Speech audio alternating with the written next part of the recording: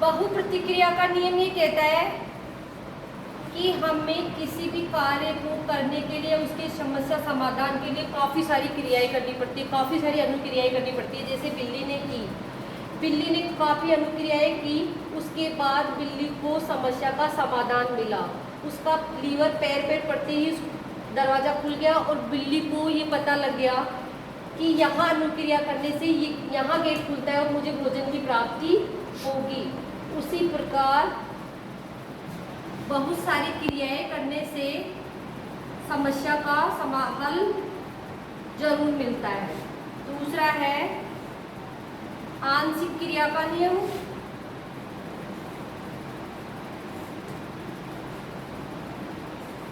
आंशिक क्रिया का नियम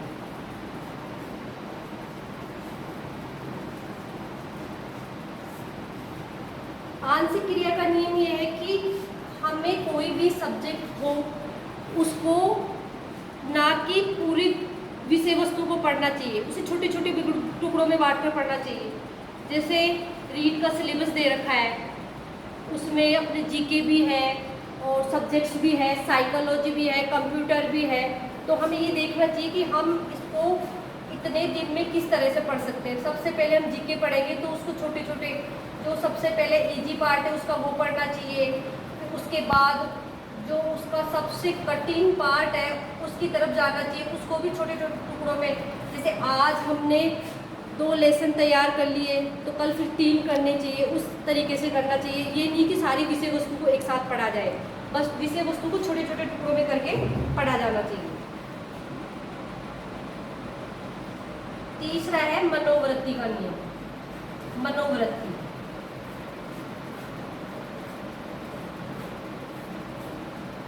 मनोवृत्ति का मतलब है देखने का नजरिया, कि हम विषय वस्तु को किस प्रकार देखते हैं। कई बार ये होता है ना कि कोई समस्या आती है, हम उससे पहले ही उसको ये कह देते हैं नहीं मेरे से तो नहीं होगा। तो जैसे ही नेगेटिविटी आती है वो काम हम नहीं कर पाते। तो हर विषय वस्तु के प्रति या हर किसी समस्या के प्रति सकारात्मक दृष्टिकोण रखें, उससे समस्या का हल मिलता है।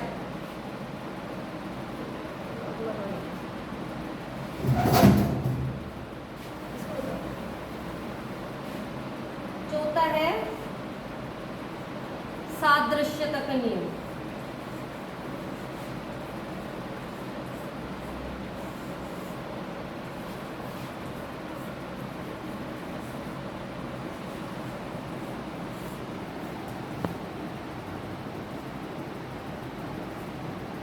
सादृश्यता का नियम कि अगर कोई भी समस्या हमारे सामने आई हो, अभी जो समस्या है उसके जैसी पहले भी कभी हमारे सामने आई हो, तो उससे जोड़कर उस समस्या का हल निकालना चाहिए।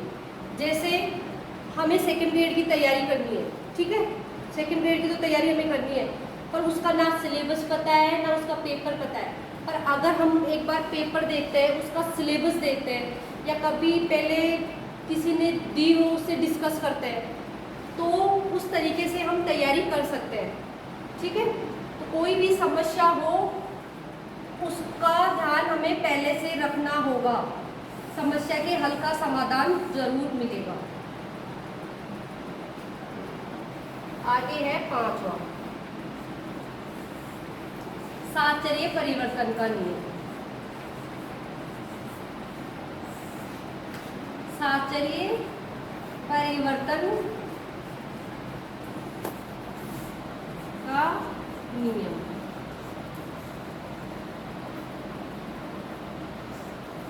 साहचर्य परिवर्तन में थॉर्नडाइक ने बताया है कि हम एक परिस्थिति का उपयोग दूसरी परिस्थिति में कैसे कर सकते हैं। जैसे एग्जाम्पल है इसका, एक बेटा है और वो मान लो आर्मी में उसका सिलेक्शन हो गया तो वहाँ चला गया, ठीक है। अब उसकी जब मम्मी को उसकी याद आती है तो वो क्या करेगी, या तो फ़ोन से बात करेगी या वीडियो कॉल से बात करेगी। और अगर फ़ोन और वीडियो कॉल भी अवेलेबल ना हो तो फिर वो क्या करेगी, उसकी फ़ोटो लेगी और उसकी फ़ोटो से बात करेगी, ठीक है। तो वो पहले जैसे अपने बेटे से बात करती है उसी प्रकार उस फोटो से बात करती है। तो एक परिस्थिति में भी दूसरी परिस्थिति में वो क्या करती है, उपयोग करती है। तो एक परिस्थिति को दूसरी परिस्थिति से जोड़कर कार्य करना। ठीक है, ये हो गए गौण नियम।